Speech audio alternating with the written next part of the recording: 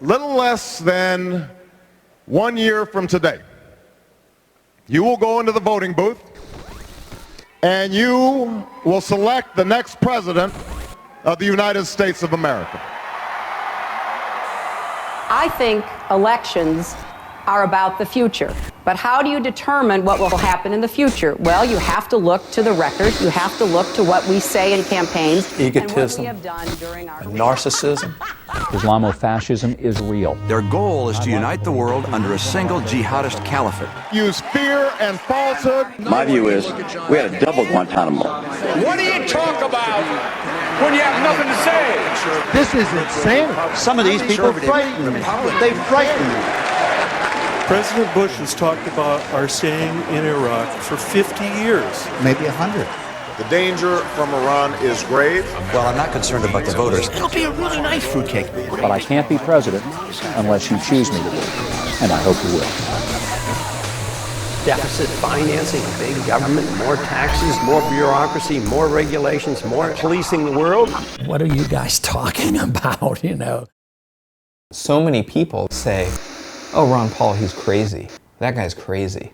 And it's because they don't understand. And the reason that they don't understand is because they're getting all their news from the TV. I've been called everything. I've been called crazy. I've been called, when I got in a fight with the neocon guy, he said I'm a nut job. He said Ron Paul's a nut job. You know, I mean, Ron Paul has forgotten more about economics than this guy knows. I mean, you know, Ron Paul has forgotten more about the Constitution than this guy knows. If what's presented to them is right is absolutely wrong, how do you know any better? Do you know what I mean? Everybody's too busy paying the bills, trying to put food on the table and support their families to be as big a political nut as I am, or some of you are, you know, to keep up with it. You're just regular working people. Listen to talk radio some, maybe watch the news. If that's your worldview, if that's your perspective, how do you know any better? There is no news anymore. As you know, news is gone in television. It's entertainment. It's all entertainment.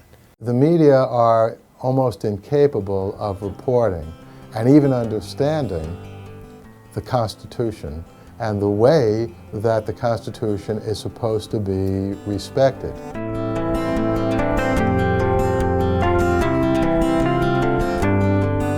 If he can get in the debates, and if he can make a statement, and if he can really clearly enunciate his views, I think it's a story that deserves to be heard, and I think it's a story that deserves to be told. And I was the one the most hesitant to get involved because I know time isn't right. Young people haven't heard about this. I'm not the right guy. We need more education because I believe that ideas move countries, individuals don't unless they're in the right place at the right time. The big impact was when Ron Paul started to appear in the debates. There were 11 guys on the stage and 10 of them were saying the same thing, and Ron Paul was standing out. We must win in Iraq. We're going to have to engage in the Middle East. This is a global effort we're going to have to lead. We will do whatever is necessary. The Iranians could grab the Shia South. We have a new strategy. Very confrontational and very aggressive. There will be chaos that will spread to the region and to the rest of the world. They ultimately want to bring down the United States of America. Congressman Paul, you voted against the war. Why are all your fellow Republicans up here wrong? Ron Paul is not the snappiest speaker. He's not the soundbite guy. He can't just say something real quick. I believe that when we overdo our military aggressiveness, what it does, it actually weakens our national defense. I mean, we stood up to the Soviets. They had 40,000 nuclear weapons. Now we're fretting day in and day night about third world countries that have no army, navy, or air force, and we're getting ready to go to war. The things that he's talking about don't have soundbite answers. You have to explore things a little deeper to understand what he's talking about. So he's trying to give you some backstory when he's giving you his answer. His style had rough edges, wasn't as polished. I knew a lot about that because I helped prepare a candidate, Herbert Walker Bush, for the debates. I was a shill, and so we would debate ad nauseum. So every line, every question was anticipated, and I could tell that what Ron Paul was saying was not for purposes of winning an election. They were gut reactions, truthful reactions to the issues. At the core, the justification for his positions, the reason that he took the positions that he did was based in individual freedom. A national tamper-proof ID card. Yeah, I think that's critical. They have to have a document. A national special card. Absolutely. A tamper-proof card, a database, name, date, birth date, biographic information. Dr. Paul. I am absolutely opposed to a national ID card. This is a total contradiction of what a free society is all about. The purpose of government is to protect the secrecy and the privacy of all individuals, not the secrecy of government. We don't need a national ID card.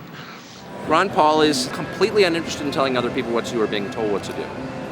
And there are very few people like that in politics anywhere ever. Because politics is, of course, about amassing the power in order to tell other people what to do. And Ron Paul rejects that. I support federal funding. That's a yes. Dr. Paul, yes or no on federal funding? Programs like this are not authorized under the Constitution. The trouble with this... He would take even issues that most people would consider minor, but vote on principle, even if it meant he was the only one voting against or for, whatever it was, usually against. Would you work to phase out the IRS?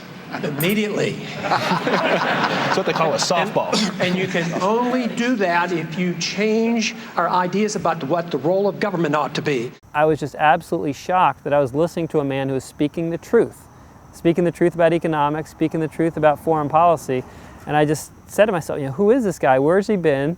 And what is he doing up on stage with all of these other Republican candidates? He'd talk about central banking, which is off the table. I mean, it's not even an issue. No politician raises it. No presidential election has ever turned on it. It's just been quietly removed from the political conversation. He brings it back. We live way beyond our means with a foreign policy we can't afford and an entitlement system that we have encouraged.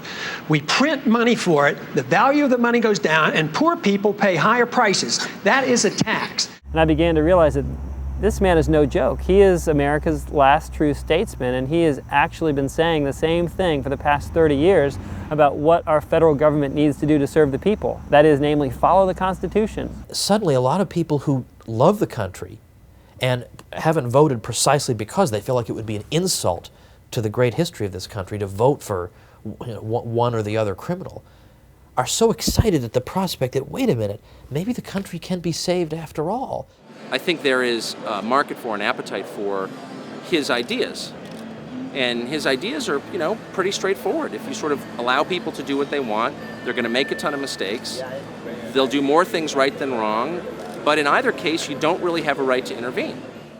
This was the first election where you had somebody like Paul, where you could actually see a reflection of grassroots support, through the internet. The closest thing I can think of is Howard Dean in 2004, but that pales in comparison to what happened to Paul, especially with young people.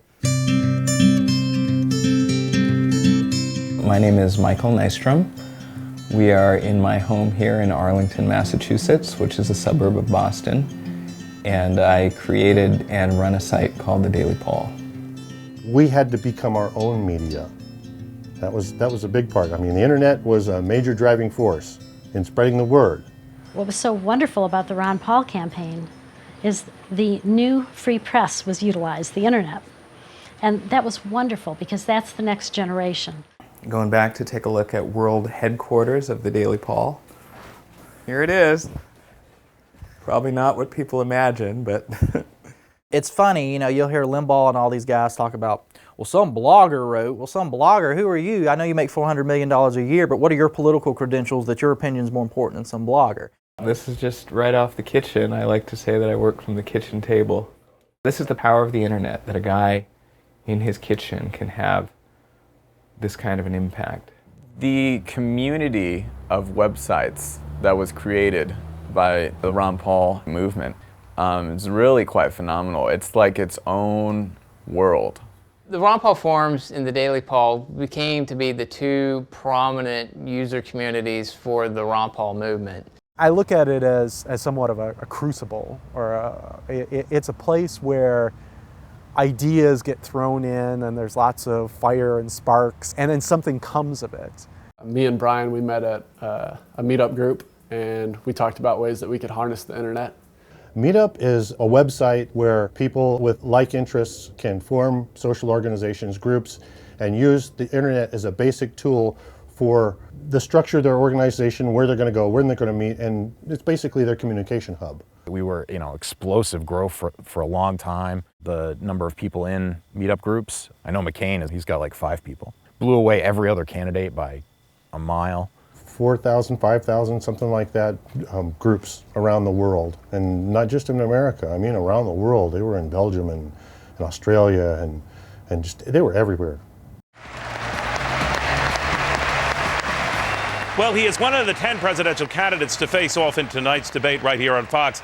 But I got to tell you, I have never seen so many viewer emails urging us to get a candidate on our air as I have with this particular gentleman.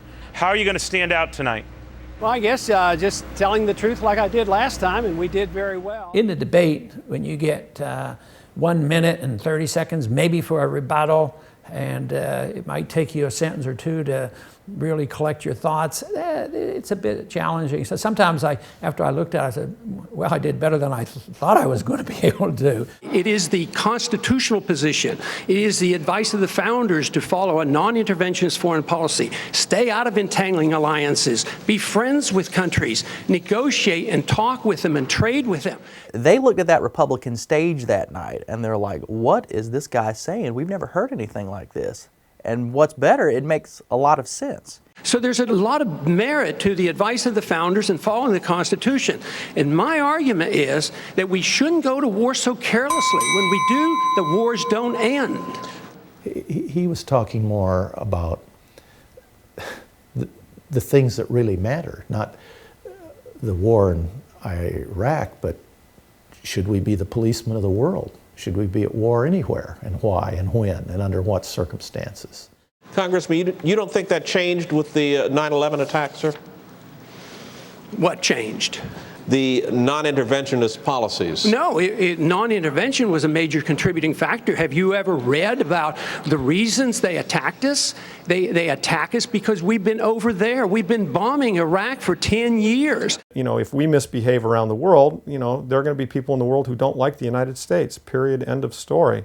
I think that's just common sense. I think most kids know that at the kindergarten level. It's very easy to be Rudy Giuliani and say, we got to get the terrorists, or, you know, yeah, people will vote for you for that. It's very hard to get them to vote for somebody who actually makes them think or says, wait a minute, these slogans are fit for a 7-year-old. Right now, we're building an embassy in Iraq that's bigger than the Vatican. We're building 14 permanent bases. What would we say here if China was doing this in our country or in the Gulf of Mexico? We would be objecting. We need to look at what we do from the perspective of what would happen if somebody else did it to us. And I thought, what fun. How are they going to answer that? And it must have been embarrassing for the other candidates to have to sit there and hear this deep discussion and to know in their hearts the guy's absolutely right. But are you suggesting we invited the 9/11 attack, sir? I'm suggesting that we listen to the people who attacked us and the reason they did it. They have already now, since that time, have killed 3,400 of our men, and I don't think it was necessary. Ron Paul had the courage and integrity to call out the established fantasy that a lot of the neocon and establishment politicians have, which is that, you know, the United States, anything the United States does around the world is morally good because we, quote unquote, have the moral high ground. Why are we being attacked? Well, you're not allowed to ask that question. We're being attacked because we're such wonderful people. Well, why else? That's really an extraordinary statement. It's an extraordinary statement as someone who lived through the attack of September 11, that we invited the attack because we were attacking Iraq. I don't think I've ever heard that before, and I've heard some pretty absurd explanations for September 11. And I would ask the congressman to withdraw that comment and tell us that he didn't really mean that. And Dr. Paul wouldn't back down. Everyone in the audience wanted him to pander and say, oh yeah, no, I didn't mean it like that. I meant it this way. And he took that opportunity to educate the people. Paul explained the concept of blowback to an audience, most of whom probably did not want to hear that, or more importantly, have never heard that. Congressman? I believe very sincerely that the CIA is correct when they teach and talk about blowback. When we went into Iran in 1953 and installed the Shah, yes, there was blowback. The reaction to that was the taking of our hostages, and that persists. And Paul pointed out that the primary cause of the threat of terrorism in the United States comes almost exclusively, not even sort of and piecemeal, but almost exclusively, because of our foreign intervention over there. And if we ignore that at our own risk. That if we think that we can do what we want around the world and not incite hatred, then we have a problem. They don't come here to attack us because we're rich and we're free. They come and they attack us because we're over there. Every single Republican on that stage wanted to get in their 2 cents about what Dr. Paul was talking about. Can I have 30 seconds, please? No, wait a second. We'll all get 30 seconds. They are coming. We all want 30 seconds to talk about this. During the Republican primary, after each debate, Fox News would do this, the phone texting. Sean Hannity, text us right now, whatever the digits were for your candidate, In each Fox News poll, this was a poll conducted by Fox News, Ron Paul overwhelmingly won. Here's a look at the early results of our text message poll. In first place, Ron Paul, surprisingly. What does it say that he's doing so well in our text messaging among those watching Fox News? To be honest, it says absolutely nothing. Maybe he's a little bit better organized and having his organizers do the necessary dialing. On the one hand, you're taking it seriously enough to put it on, and then on the other hand, you're saying, no, don't pay attention to the person who's in first place. Look, text polls are text polls. It's like internet polls. It's not even phone calls. He did not win that debate. He did not win it. Why would he try to discredit their own poll? Doesn't make any sense. In second place, Governor, you're in second place with 27%. Third place, Mayor. If Romney had won, you would have seen ticker tape parade stuff happen in the studio. They would have brought out, horses and Clydesdales and chariots. Would have, talked for about 10 minutes about how great Romney is, and it makes sense that Romney won. Sean Hannity, more than anybody else on Fox, just without any subtlety, rips down anything that he disagrees with and doesn't even provide an excuse or an explanation. If we feel strongly about it, why don't we declare? If a woman is being raped next door, do we just do nothing there either? This is just going to shake the establishment. They do not want this guy running for president. I want to be president of the country, not president of the Republican Party. You got to get the nomination first. Yeah, but this is an unusual figure, a liberty-minded, anti-war person. That this is not only not a contradiction in terms, it's the only sensible political philosophy there is. I think Ron Paul basically, for me, it's done.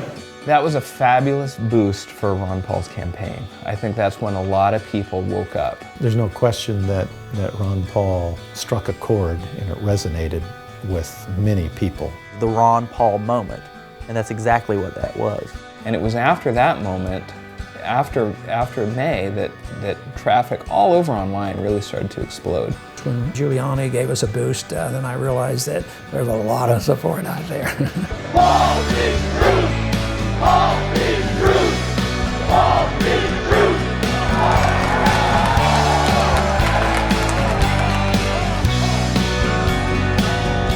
What happened to your party? They've lost their way. It was the lead story in the next 24-hour news cycle, and of course I think that what they all figured was, well, that'll be the end of Ron's campaign. Ron Paul is a no one. Ron Paul really has no business being on stage. And they have no idea what's going on. Why stomp out the grassroots candidate and only reward those with $100 million that get money from the special interest? Republican presidential candidate Rudy Giuliani is being assigned some summer reading. If there was a Guinness Book of Political Showmanship, Congressman Ron Paul would be in it today. I'm giving Mr. Giuliani a reading assignment. We have Mr. Giuliani studying tonight. He's home reading all those books. And he's going to come back and he's going to apologize to me. And he's going to say, I'm sorry, Ron, I just didn't know. This is what I expect him to read before the next debate. The titles include Dying to Win, which looks at the motives of suicide bombers, Blowback, which examines U.S. foreign policy. Ron Paul was able to have a press conference afterwards showing that indeed the government reports themselves had been talking about the same things he had. Paul brought along Michael Scheuer, the former head of the CIA's Osama bin Laden unit. Our leaders tell us that the Muslims hate freedom and hate liberty and hate women in the workplace, and that's got nothing to do with it. It has everything to do with what we do in the Islamic world. Jeremy in California, Giuliani's response to Paul and the subsequent applause by the audience just goes to prove how ignorant and arrogant we are here. That's a book list all Americans would be well served to read. The reason this got so large so fast is because people did exactly what they wanted to express themselves to their peers, the people that mattered on their street corner in their neighborhood.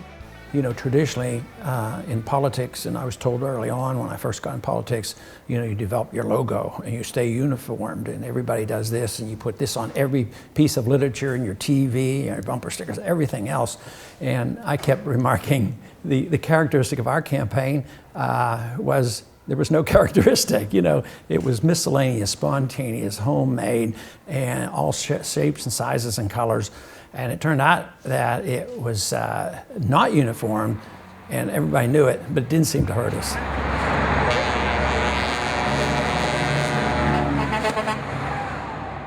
The sign bombing culture that developed as a means of spreading awareness, and was something that I did, you know, climbing up on overpasses, you know, putting up signs with zip ties. These are all things that the grassroots thought of because their man wasn't getting the attention. So they basically had creative tantrums. We started the Ron Paul Revolution sign production. Okay, here we go.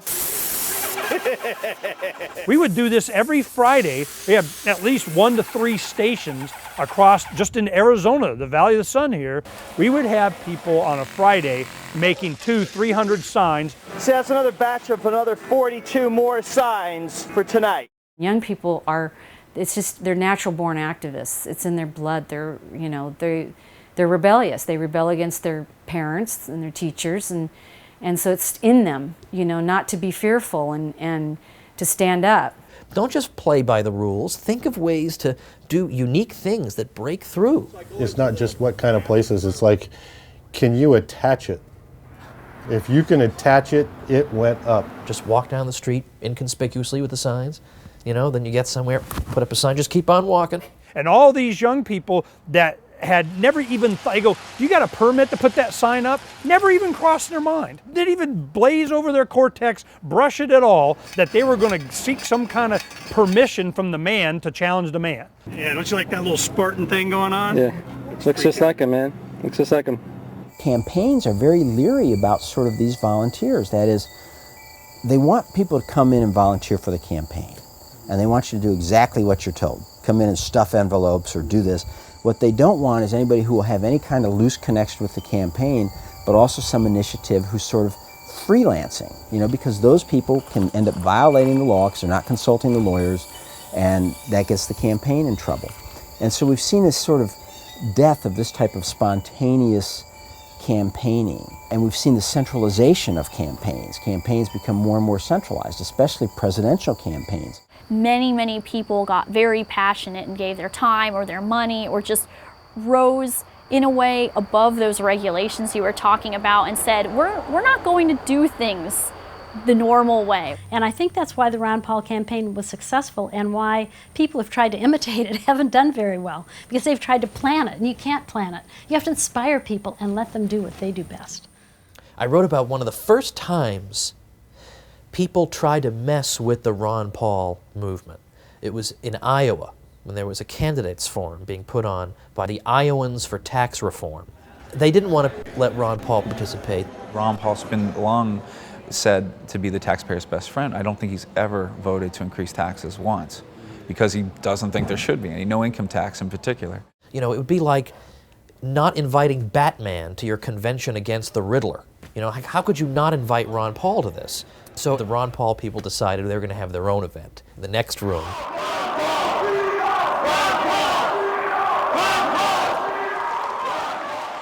They ended up getting twice as many people at their event, which was much more interesting. There was no propaganda in it. It was all real information. We now live in an age, now for a good many years, way too many years, that the federal government owns all our income and we're permitted to keep a certain percentage. That is the terrible notion of the personal income tax, which we should get rid of. And here's Ron Paul, by the way. You know, he wants to abolish the IRS and replace it with nothing. Well, yeah, I can understand why you wouldn't want to have him at your candidates forum. I've been involved in startups before. My background is starting a hospital software company, so you understand the power of organization. But what I hadn't really experienced in my life was the power of spontaneous order, where people see a shared vision. They come from all different political philosophies, all different life experiences, but there's a shared vision of what it means to be Americans and have a country that follows the rules. And things just started coming together.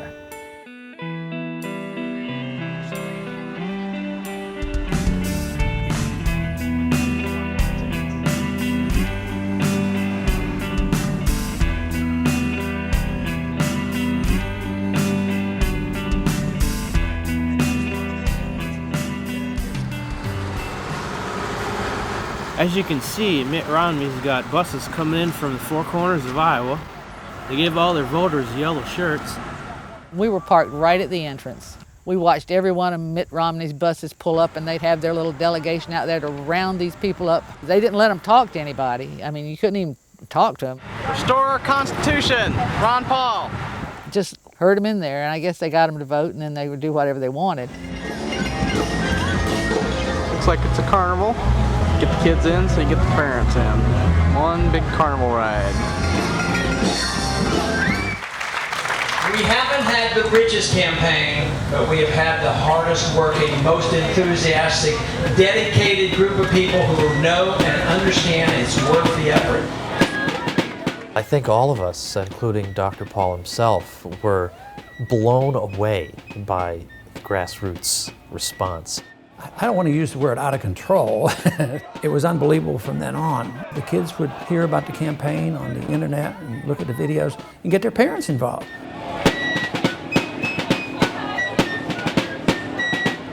We have allowed our nation to be overtaxed and overregulated and overrun by bureaucrats. The founders would be ashamed of us for what we're putting up with. This is of a piece of a sort of 230-year-old American tradition of, rugged individualism and independence and reverence for liberty, and those things are not as alive as they once were in American society, obviously, but they still exist, and I think Ron Paul speaks for a lot of people who still uphold those ideas. The Constitution was written very precisely to restrain the power and force of government and to protect the liberties of each and every one of us. I do think you should value people who speak from the heart and who tell the truth. And you should also value people who honor the vision of your founders and respect the most sublime constitution devised by human intelligence. You're basically saying that we should take our marching orders from Al-Qaeda. If they want us off the Arabian Peninsula, we should leave? No! I'm saying we should take our marching orders from our Constitution. That's where I take my marching orders, not from any enemy. Over this way. They were downright rude to him during the debates. Some of these anchor guys would marginalize him and disrespect him there in front of national television audiences, and it was shameful. Congressman Paul, yet another question about electability. Do you have any, sir? Fox News' intent and purpose was to discredit Ron Paul because he represented what the Republican Party used to be, but better yet, what conservatism used to be. So you're suggesting that I'm not electable and the Republicans don't want me because I'm a strict fiscal conservative, because I believe in civil liberties? Why should we not be defending civil liberties? And why should we not be talking about foreign policy that used to be the part of the Republican Party? Let me see if I get this right. We need to borrow $10 billion from China, and then we give it to Musharraf, who's a military dictator who overthrew an elected government, and then we go to war, we lose all these lives promoting democracy in Iraq. I mean, what's going on here? Congressman, we are one nation. We can't be divided. We have to be one nation under God. That means if we make a mistake, we make it as a single country, the United States of America, not the divided States of America. When we make a mistake, it is the obligation of the people through their representatives to correct the mistake, not to continue the mistake. And that's what we do on the floor of the Senate? No, we've dug a hole for ourselves and we've dug a hole for our party. We're losing elections and we're going down next year if we don't change it. And it has all to do with foreign policy, and we have to wake up to this fact. Even if we lose elections, we should not lose our honor, and that is more important than the Republican Party. We've lost over 5,000 Americans over there in Afghanistan, in Iraq, and plus the civilians killed. How many more do you want to lose? How long are you going to be there? How long? What do we have to pay to save face? That's all we're doing is saving face. It's time we came home. Gentlemen, thank you. I want to tell you that kind of isolationism, sir, is what caused World War II.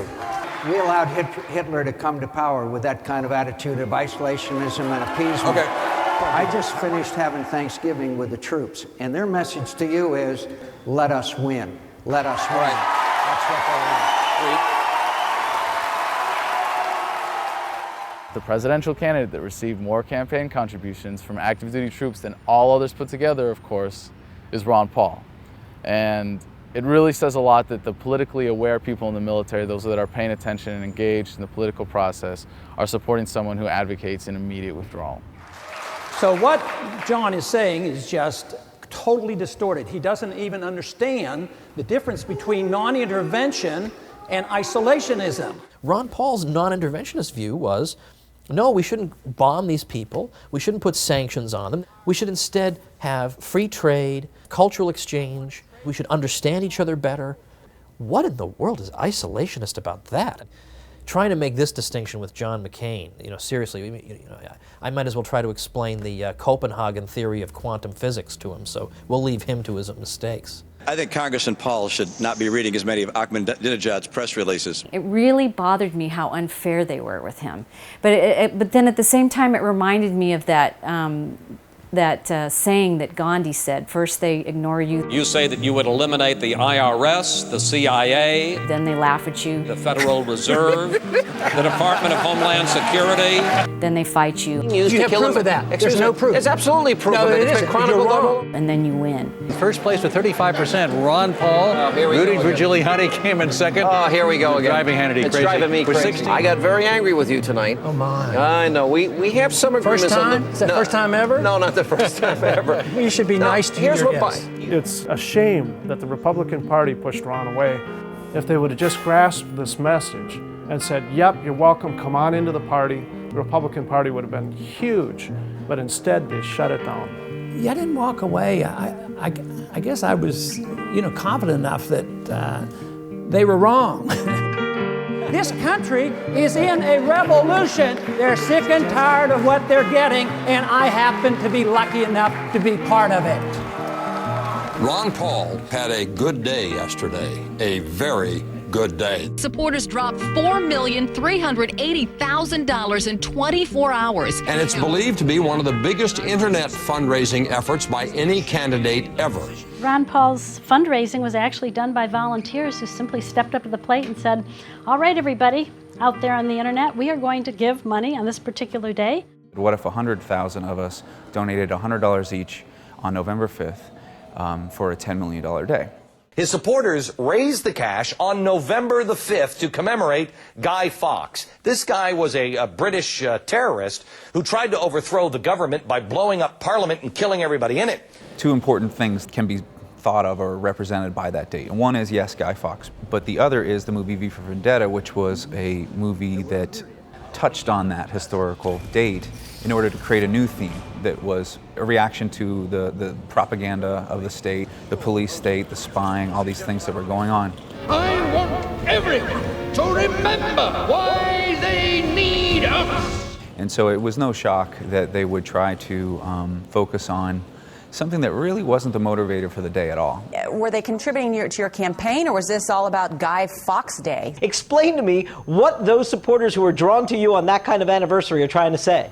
That's what they do. The media, I believe, intentionally, from the get-go, has marginalized his message, has tried to make it something that it isn't. So that's what news has been reduced to, and it is very dishonest.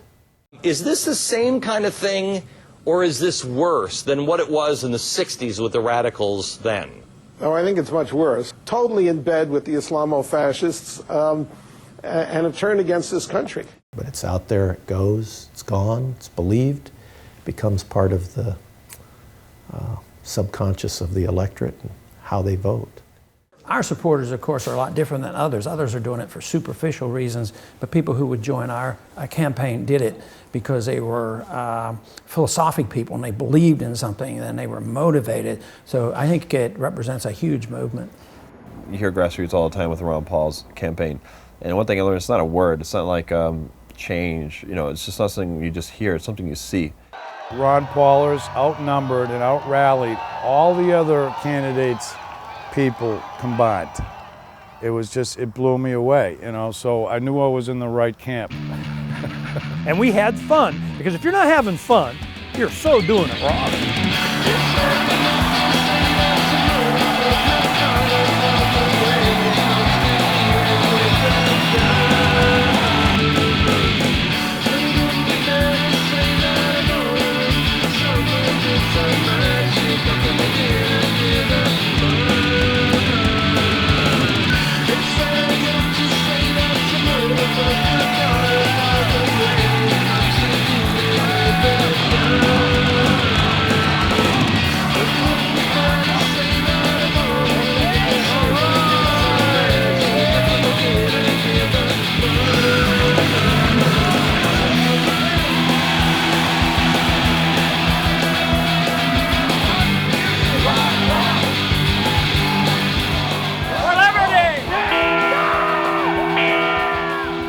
Ron Paul, you know, he kind of strikes us the grandfatherly neighbor next door, and he's not the guy you think is going to lead a charismatic movement, you know. Everything about the whole campaign was so innovative and different from what you're accustomed to seeing, and I think everybody's bewildered in the whole political arena right now, going, how did this happen?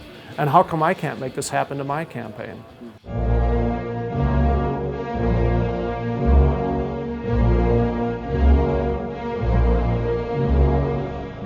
Supporters of Ron Paul may dominate on the internet, but now they have their sights set on U.S. airspace. I think the blimp has got to stand out in everybody's mind. I mean, that was just such an outrageous thing to do. You know, you can ignore people on the ground holding signs. You can ignore people on the internet who debate passionately in forums. It's really hard to ignore a blimp. The Skyship 600 is quite special. It's the largest blimp in the world. It's about 200 feet long, about 70 feet high, 65 feet wide, and I think it's probably the only time that an airship was used to promote a presidential candidate, in fact, or any politician for that matter. Which I thought was a great PR stunt. I thought that was a great way to advertise Paul and Unique, and everybody was talking about it, Ron Paul supporters or not. It took off December 12th, and it flew till pretty much the end of January. We were very impressed at how quickly a seemingly random group of people could pull together this rather unusual, unique project. Just great stuff. I mean, the imagination those people that like Ron Paul are showing it does a heart good. Somebody who's become jaded by the same old, same old. We had a certain leisure to do something fun with the blimp, whereas, you know, traditional campaigning, you know, we send out brochures, we send out flyers, we have a bus. You know, traditional campaigns don't put blimps into the air. I mean, you didn't see Obama or McCain having a blimp. That was unique to Ron Paul. What really works is when people are passionate about their work, when they're passionate about the campaign, and they step up to the plate and do what they think is right without having to take instruction from the higher-ups. In my experience, I just saw too many people worrying about getting somebody else to do something and not enough people doing something themselves. And the next thing I knew, I was pedaling a bicycle across the country. I pedaled 3,700 miles from the Santa Monica Pier in California in Los Angeles to the Jefferson Memorial in Washington, D.C. My whole life for 6, 7, 8 months was Ron Paul radio, get Ron Paul elected. That's the only reason why I was alive. The newspaper ad in Iowa before the straw poll. I mean, that was probably the first big project that the grassroots put together where everybody just contributed from all over. My husband went to work one morning and he come back and I'd already started painting on it and he said, "Oh my God, oh, babe." Then he helped me. A group of political activists is spreading its own message, one step at a time. They are walking from Green Bay to Minneapolis. And Jerry, their message is relatively simple. We feel that the federal government is overstepping its bounds and treating the Constitution like a suggestion book and not like a legal contract. And so I called up USA Today. I said, what does it cost to run a full-page ad? And they said, it's about $70,000 to run a full-page black and white ad. And I said, okay, I can do that. We'll do that. We probably had 2,000 editors of this ad. For the High Tide promo, somebody introduced the idea about making a video that would promote Ron Paul's message, kind of like a campaign video, but a little bit different style, something that's never been seen before, like a movie preview. People that saw the video that didn't know who Ron Paul was said, this is an amazing message. Who's the guy in the video? And that's one thing we're trying to show also, is that it has a timeless feel to it, that the message of freedom is an everlasting message. It can never get old, and it can never die. One of the really appealing things about Ron Paul is that he understands the importance of history. He understands the importance of seeing where you're coming from and of not having the presumption in one generation to toss away the accumulated wisdom of ages. Today, as we gather here in Faneuil Hall, we are going to set a record for fundraising. We are sending a message to the world that we won't be ignored. The establishment in their high-rise penthouse views laughs at you. They laugh at us, the Ron Paul rabble. But you know what? They're not laughing today. Revolution's in the air. The resistance is on. Take action right now, ladies and gentlemen. Call everybody you know. We are blessed to have had Ron Paul stand for us all these long years. Now we are here today to stand for him.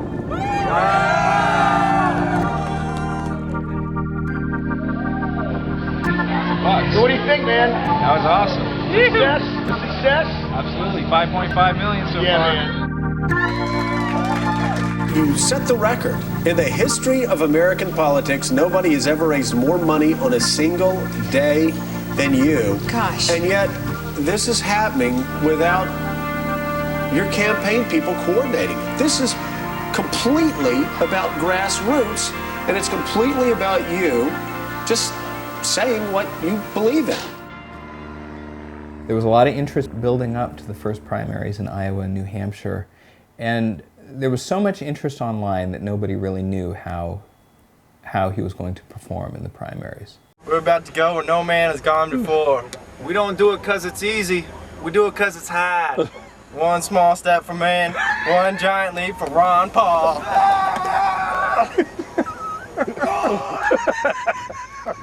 New Hampshire was just a blast. We put up so many signs in freezing cold weather. We were spray painting signs at 2 in the morning. The spray paint cans were freezing, so you'd have to take them inside after they had cooled down too much. It's so cold out here. My hands are too numb to even know they're cold. You know, we'd have the stuff inside, bring it outside, spray it real quick, go around. We had a circle. And we just kept, hundreds of signs that we did. The primary hasn't happened yet. Nothing has been decided. The final push is underway to win the people of New Hampshire over. Some reporters would ask me in the run-up to the presidential primary, whose hide were Ron Paul votes coming out of? And my usual answer was, no, Ron Paul's people are Ron Paul people. I guess I did some sales on a highway once when it was shut down, but I've never done anything like this in a snowstorm. Ron Paul, he's trying to save the country, believes in this, what's it called? Constitution? That's what they call it, yeah. A lot of politicians aren't sure what that is, but... Most successful, all successful campaigns in New Hampshire, especially in the presidential primary, have grassroots support. There are campaigns that try and do what I'd call Potemkin Village campaigns. It looks like there's grassroots support, but you look underneath it and it's all AstroTurf. There are no roots. Those ones get exposed and fail every time. Please welcome Ron Paul.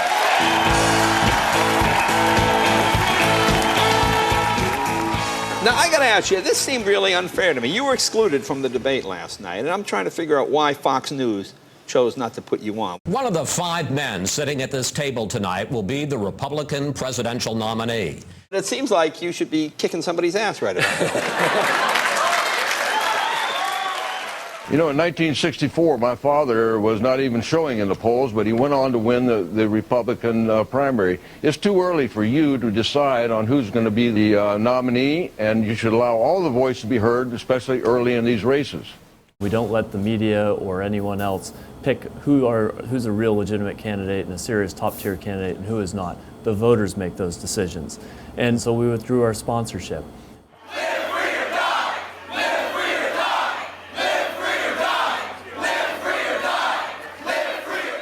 A lot of people put a ton into the campaign, and when they could see someone else just wipe out so much of the work because of their position in the media, they didn't like that. They didn't appreciate it.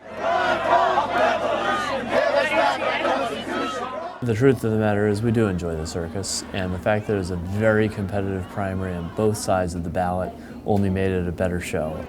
But everyone had a lot of hope. I know I had a lot of hope that he was really going to break through and come in first or second. Your generation, the young people of this country, have awakened, and this is just going to be the beginning of something very, very big for this country. I thought Ron Paul would probably be in the mix for that and could finish as high as 3rd in New Hampshire. He finished a couple of thousand votes out of that. And with a lot of support both in-state and with out-of-state people coming to New Hampshire to try and promote the message. I was totally surprised by how the results went, but I mean, what can you do at this point besides not agree with it?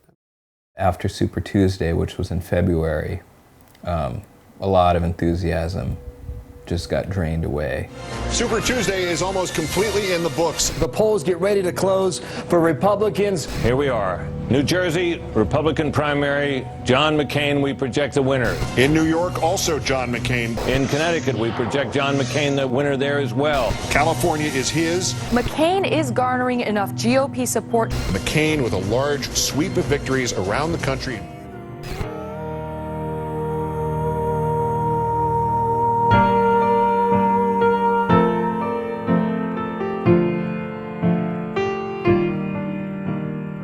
You feel it in your heart. You know the guy is right. You want him to win. And the numbers don't show. You see the support. What do? I mean, of course you're going to get discouraged. Though victory in the conventional political sense is not available in the presidential race, we must remember elections are short-term efforts. Revolutions are long-term projects. I was disappointed when that letter went up on the website. I didn't want it to end. I wanted Ron Paul to stay the course. You know, it's not for me to say. I mean, who would want to be in a mess like that? Who would want to campaign the way that he had to campaign for as many months? You know, it's a thankless task. He was the vehicle by which we could express our dissent. Give a finger to the man all the way up to the end as far as we could take this. But there's another thing that I think we ought to do. We ought to make a grand display. We ought to have a true march to show what our numbers are. Ron Paul came out with his video, telling people that he wanted to have a march. And they took it upon themselves to organize it. And they did it themselves, without the campaign, without Ron Paul. They just did it.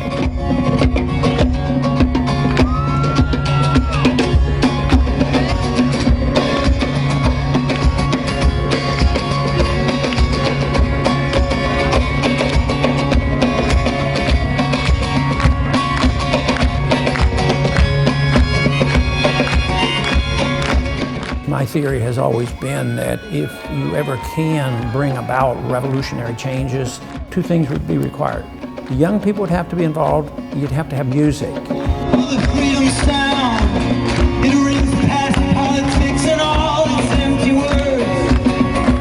That was like the thrill of a lifetime to be playing in front of the Capitol building with all those protesters. It felt like something out of the 60s or something that I'd only seen, previously. The revolution is worldwide! It's always been worldwide! Would you listen to a poet or a prophet? Journal all this world's injustice or try and stop it. Can you feel the coming change? No hell is here today. Hope is on its way. 95, 100 degrees. It was unbelievably muggy and hot and miserable. But these people showed up, and the DC police told us that at the height of the march, there had to be 15,000 people there. The tyrants and the good old boys. As Iraq Veterans Against the War, we are resisting an occupation we once risked our lives for. We swore to support and defend the Constitution of the United States of America, but we found out the hard way that the greatest enemies of the Constitution are not to be found in the sands of some far-off land, but rather right here at home.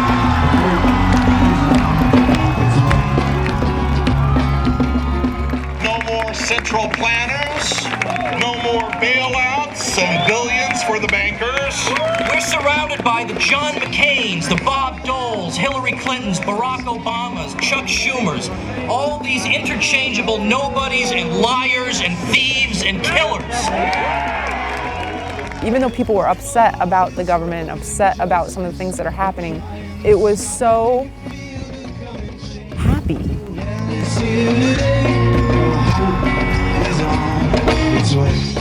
After the Revolution March, people started talking about the Rally for the Republic, and it was like the next big thing, and everybody was really excited about it. And I started getting all these emails like, hey, I'll see you in Minnesota, really looking forward to hearing you again.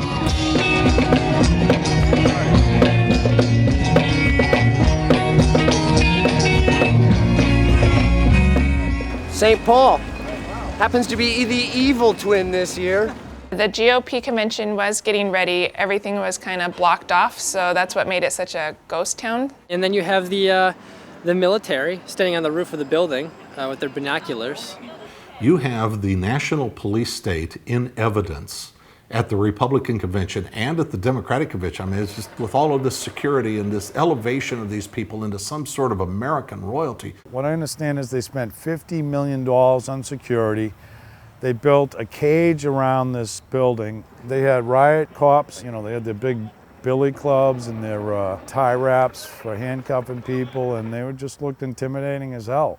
You know, the Republican Party has all the money. They could spend tens of millions of dollars on their crummy convention. We got these huge billboards, you know, with Ron Paul quotations up on them, greeting the delegates as they get there. And I thought, man, that is such a gutsy, in-your-face thing. Things that are in your face, we are here, man. You know, we are not going away. Ron Paul came on into the university area and met with us. He led us for 2 miles through the streets, proving that you can lead the country at 73 years old. It was just a joy to be able to walk with him, walk behind him, around him. He led us over to the Fed building, and we were just chanting and cheering the whole time. We have just finished off leading a protest march to the Minneapolis Federal Reserve Bank, where Ron Paul gave a wonderful speech in front of this wonderful palace dedicated to fake money.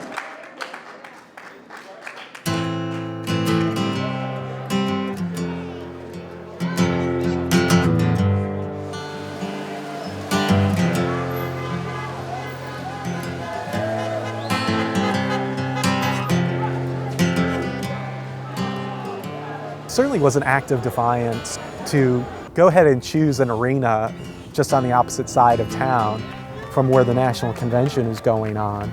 Even after the guy is not in the race anymore. I mean, again, who is doing this for any other candidate? Who would do it even if being paid to do it?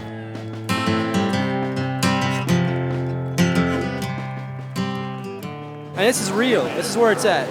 This is where we're, this is where we take our country back.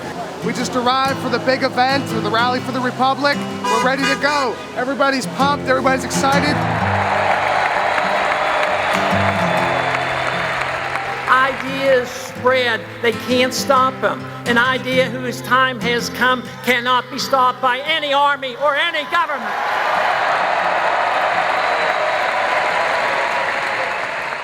It was the culmination of everything that his whole campaign stood for.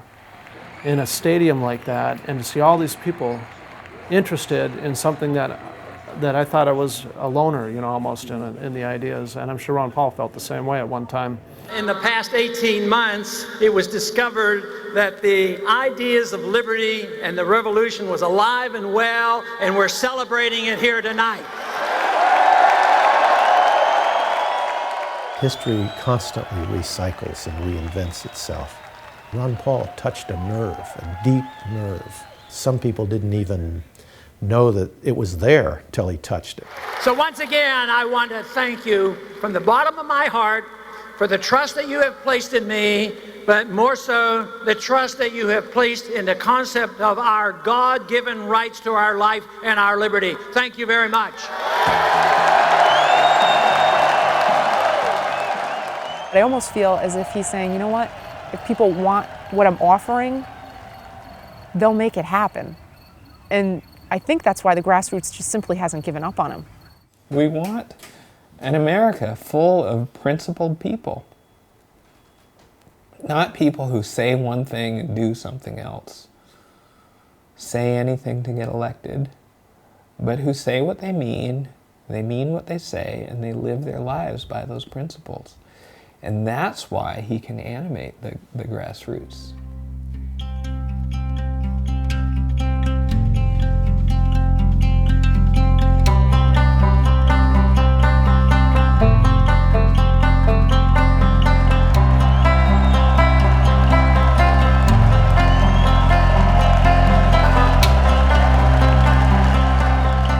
So long term, it's changing people's hearts and minds, and that's where we've made the progress. But really what has happened is we have awakened a lot of people to look into our philosophy. Don't give up, don't retreat into cynicism.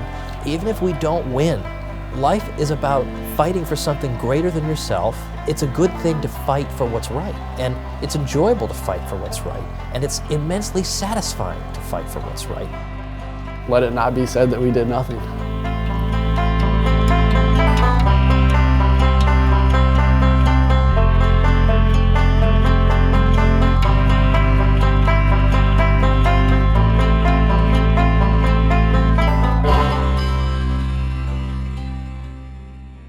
no doubt that what was sparked by Ron Paul is not finished.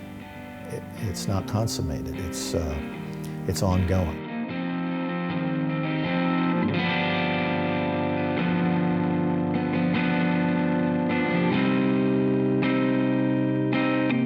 What we saw in 2007 and 2008 was the beginning of something that not only is still with us, and it endures. Why? Because it is about policy. It is about ideas. It's time. I want my freedom back. Who else wants the freedom back?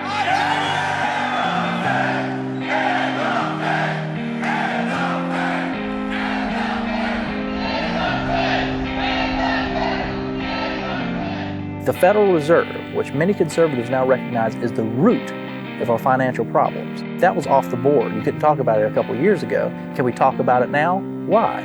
Due in large part to Ron Paul, thanks to the fact that he was running for president. He was Tea Party before there was a Tea Party. And that was certainly the beginnings of what we recognize as the Tea Party today. It was the genesis, if you will. People who never cared about politics before got involved. What brings me out here today is that the people need to let this government know, both state and national, that we are fed up and we have had it. If you voted for TARP, you're out. If you voted for the bailouts, you're out. If you supported Bush's spending, you're out. The Tea Party doesn't like that.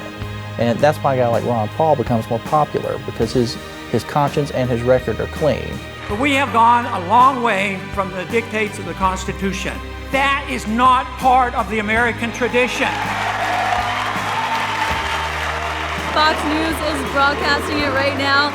Ron Paul won the straw poll against Mitt Romney, 31% to 22%. When freedom dies in your heart, no speech, no emotion, not even a reaction to a tyrant can bring it back. But when freedom lives in your heart, no speech and no tyrant can take it away. God love you.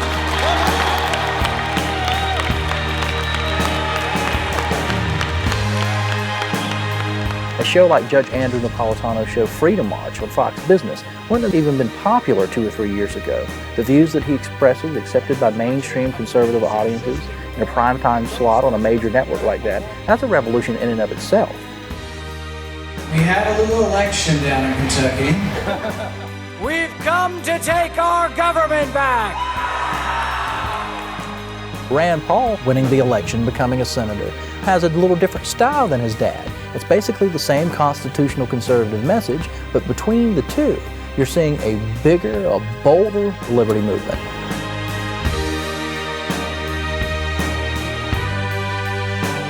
To see how much influence Ron Paul is having on Capitol Hill now versus the past decade, where he gets to question members of the Federal Reserve in front of everybody, gets to drag Austrian economists up there on Capitol Hill and question them. That's a revolution in and of itself. People are hearing things that are not Keynesian economics. They're hearing things that are the exact opposite of what they've always been told. Why does that happen? Why does Ron Paul have that chair? Because you cannot deny his influence, and even his harshest critics on the Republican side now have to admit it, accept it, and deal with it.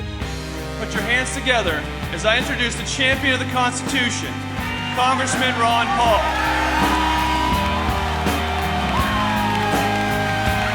I'm glad to see the revolution is continuing. The winner of the straw poll, Congressman Ron Paul.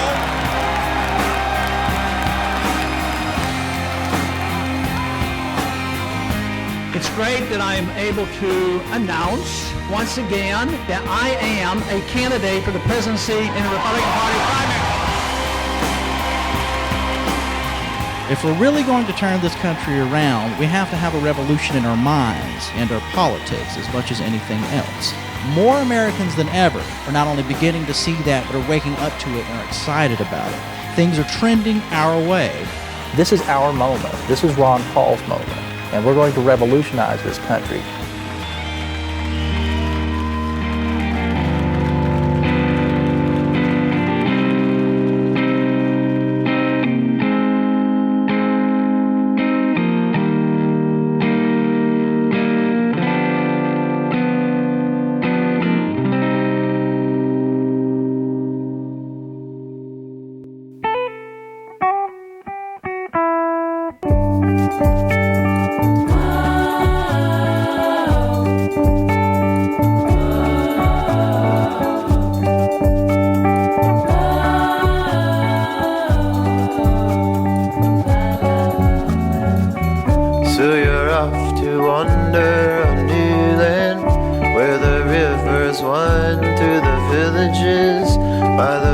ancient trees and the talking birds smoke exotic leaves with adventurers, and as the wind it goes, so must you.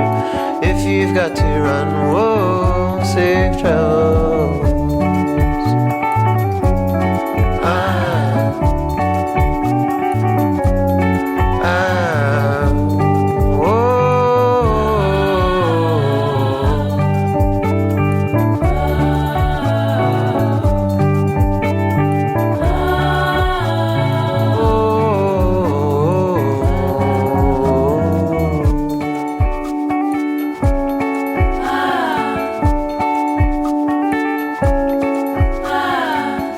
There's a world to see, so they tell me. Maybe time you leave this old city, that the seasons change, they always do. I'll be waiting here to talk with you, and as the river runs, so must you. If you've got to run, whoa, safe travels. Oh, safe travels. Oh, safe travels. Oh, oh, oh, oh,